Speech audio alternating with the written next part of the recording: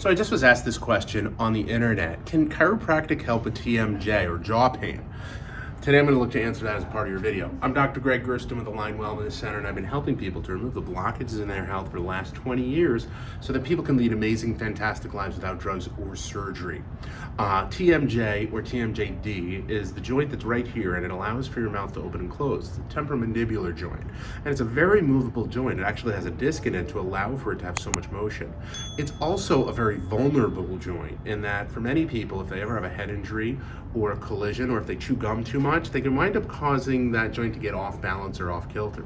Also, if their head is off balance and their jaw stays the same way that it usually does, it loses the mechanical advantage of gravity that it looks to have.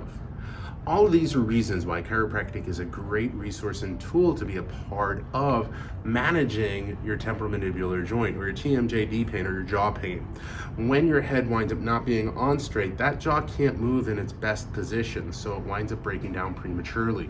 If you've had problems with jaw pain, grinding, or been told you have TMJD, let's look to get together and figure out why that's going on and your next best step to getting answers on how to fix it. Once again, my name is Dr. Greg Gersten, and thank you for letting me be a part of your health.